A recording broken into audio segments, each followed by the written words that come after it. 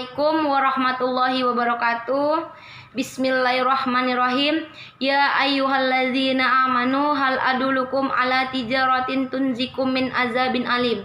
Tu'minuna billahi wa rasuli wa tuzahiduna fi sabilillah bi amwalikum wa anfusikum zalikum khairul lakum in kuntum ta'lamun. Shadaqallahul azim. Perkenalkan, kami dari kelompok 2 yang beranggotakan 3 orang. Yang pertama Sri Melati, yaitu saya sendiri. Yang kedua Arifin Tahir Parinduri, dan yang ketiga Muhammad Alpi Pohan. Adapun dalam pembahasan kali ini kami akan menyampaikan materi tentang menganalisis peramalan permintaan barang dan jasa. Adapun poin-poin pembahasan yang akan kami sampaikan kali ini yaitu yang pertama, pengertian peramalan, yang kedua proses peramalan, yang ketiga metode peramalan, yang keempat teknik peramalan, dan yang kelima akurasi peramalan. Baiklah, materi yang pertama akan disampaikan oleh Sri Melati, yaitu saya sendiri. Di sini saya akan menjelaskan tentang pengertian peramalan dan proses peramalan. Yang pertama langsung saja pengertian peramalan.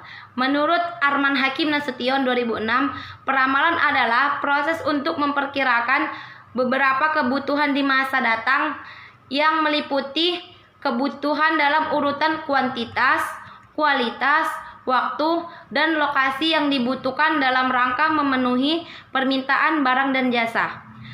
Peramalan atau forecasting merupakan bagian vital bagi setiap organisasi bisnis dan untuk setiap pengambilan keputusan.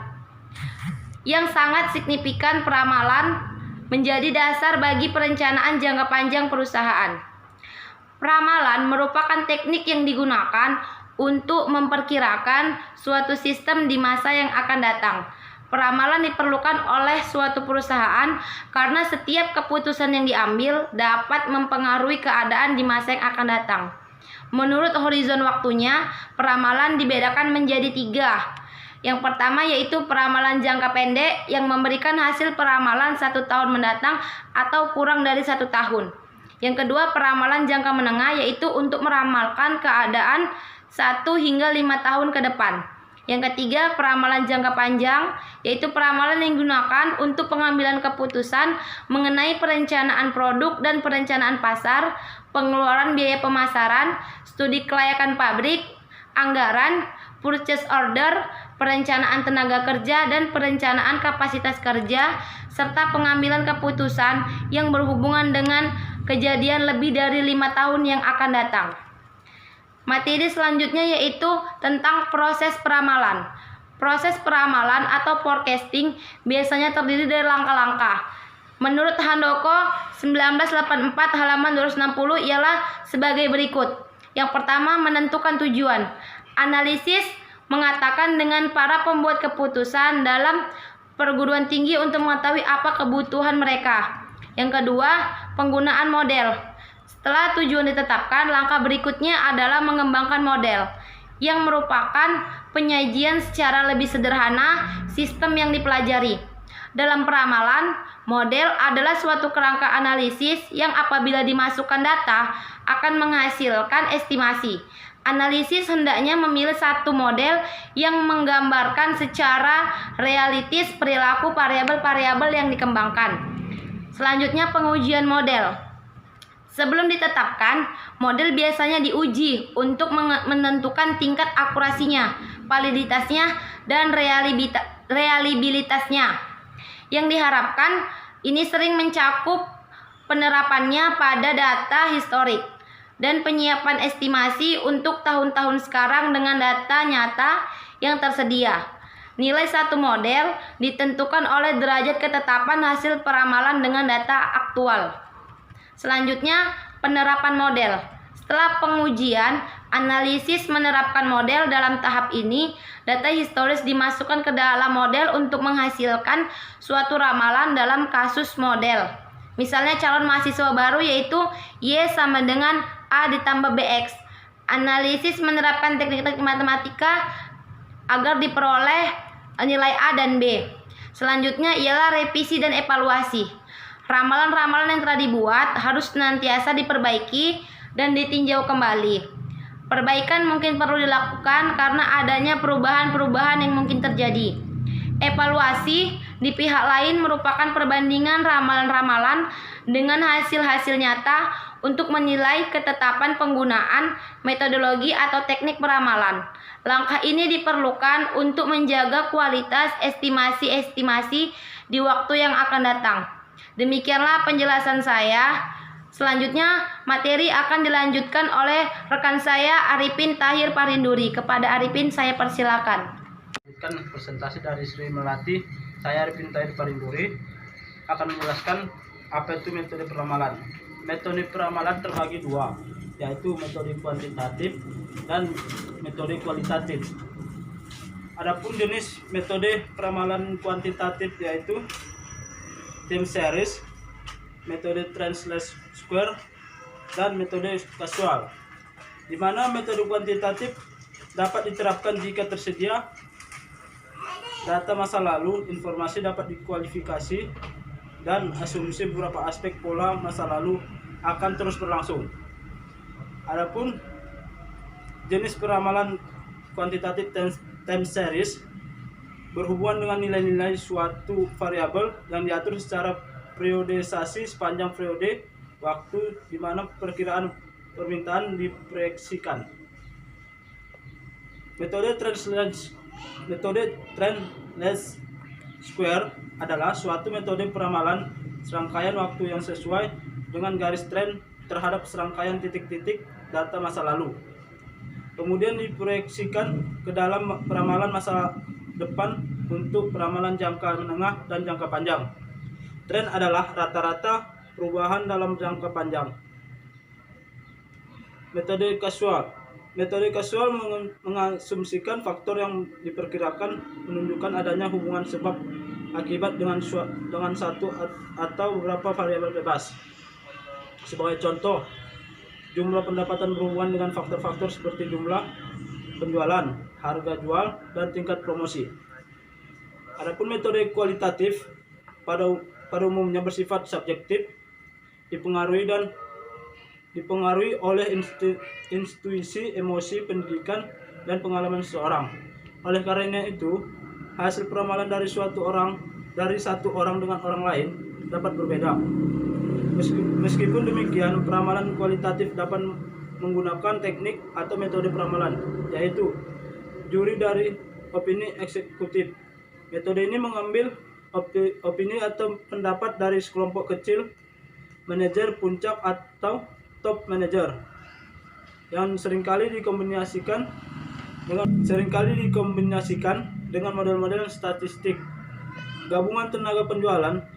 Setiap tenaga penjual meramalkan tingkat penjual di daerahnya yang kemudian digabung pada tingkat provinsi dan nasional untuk mencapai ramalan secara menyeluruh. Metode Delphi. Dalam metode ini serangkaian kuesioner disebarkan kepada responden, jawabannya kemudian diringkas dan diberikan kepada para ahli untuk dibuat peramalannya. Metode memakan waktu dan melibatkan banyak pihak, yaitu para staf yang membuat kuesioner, mengirim, merangkum hasilnya untuk dipakai para ahli dan dalam menganalisisnya. Keuntungan metode ini hasilnya lebih akurat dan lebih profesional sehingga hasil peramalan diharapkan mendekati aktualnya. Saya Muhammad Alfi Pohan akan melanjutkan materi pembahasan dari Arifin Tahir Parinduri tentang teknik peramalan dan akurasi peramalan. Yang pertama, ekstrapolasi. Tingkat dan jenis perubahan yang terjadi di masa lalu digunakan sebagai bahan untuk meramalkan perubahan-perubahan yang diperkirakan akan terjadi di masa yang akan datang. 2. Indikasi. Metode memperkirakan kebutuhan ketenaga kerjaan di masa depan dengan suatu indeks tertentu. Kedua metode di atas hanya cocok untuk peramalan jangka pendek karena faktor yang mempengaruhi pemerintah atas tenaga kerja baik internal maupun eksternal dianggap konstan yang jarang ditemui pada saat ini. Perlu penggunaan instrumen lain. Yang ketiga, analisis statistikal. Metode analisis dengan memperhitungkan perubahan yang mungkin terjadi sebagai penyebab tergesernya tentuan terhadap kebutuhan akan sumber daya manusia. 4. Analisis anggaran. Apabila rencana alokasi anggaran telah dibesarkan pada berbagai teknik peramalan seperti ekstrapolasi, indeksasi, dan lain-lain, diharapkan jumlah dan kualifikasi tenaga kerja yang diperlukan sudah mendekati kebenaran. Maka penggabungan seluruh rencana satuan-satuan kerja yang akan memperbaiki gambaran tentang kebutuhan organisasi di bidang ketenaga kerjaan, bahkan untuk kepentingan perencanaan sumber daya manusia jangka panjang. Yang kelima, analisis kegiatan baru. Memperhitungkan kebutuhan sumber daya manusia dengan memperhitungkan perkiraan organisasi yang bersangkutan dengan situasi yang dihadapi oleh perusahaan-perusahaan lain yang sudah berpengalaman dalam penyelenggaraan kegiatan sejenis. Selanjutnya, akurasi peramalan. Ukuran akurasi peramalan secara umum digunakan untuk mengetahui tingkat perbedaan antara hasil peramalan dengan pemerintah yang terjadi untuk melihat keseluruhan peramalan. Adapun ukuran yang biasa digunakan adalah mean absolute deviation atau rata-rata absolut mutlak. Rata-rata penyimpangan absolut merupakan penjumlahan kesalahan perkiraan tanpa menghiraukan tanda aljabarnya, dibagi dengan banyaknya data yang diamati, yang dirumuskan sebagai berikut. AT, permintaan aktual pada periode T. FT, merupakan permintaan periode T. N, jumlah periode peramalan yang terlibat. B, mean square error, rata-rata kuadrat kesalahan. MSE dirumuskan sebagai berikut. AT, permintaan aktual pada periode T. FT, peramalan permintaan pada periode T. N, jumlah periode peramalan yang terlibat. C, mean forest error, rata-rata kesalahan peramalan. Rata-rata kesalahan kuadrat MSE mean square error memperkuat pengaruh angka-angka kesalahan besar, tetapi memperkecil angka kesalahan perkiraan yang lebih kecil dari suatu unit. Sangat efektif untuk mengetahui apakah suatu hasil peramalan pada periode tertentu terlalu rendah atau terlalu tinggi. Secara sistematis dapat dirumuskan. AT, permintaan aktual pada periode T. FT, peramalan permintaan pada periode T. N, jumlah periode peramalan yang terlibat. Yang terakhir adalah D, mean absolute percentage error, MAPE, rata-rata persentase kesalahan absolut. MAPE merupakan ukuran kesalahan relatif. Rata-rata persentase kesalahan kuadrat merupakan pengukuran ketelitian dengan cara persentase kesalahan absolut. Menunjuk rata-rata kesalahan absolut perkiraan dalam bentuk persentasenya terhadap data aktualnya yang akan memberikan informasi kesalahan terlalu rendah atau terlalu tinggi. Secara sistematis dapat dirumuskan. AT sama dengan permintaan aktual pada periode T. FT, permintaan pada periode T. N, jumlah periode peramalan yang terlibat. Demikianlah penjelasan dari kelompok kami. Apabila terdapat kekurangan dan kesalahan dalam penyampaian materi, kami ucapkan mohon maaf. Semoga apa yang kami sampaikan dapat bermanfaat untuk para rekan-rekan sekalian. Terima kasih sudah meluangkan waktunya untuk menonton video presentasi kami. Saya akhiri dengan wabillahi taufik wal hidayah. Wassalamualaikum warahmatullahi wabarakatuh.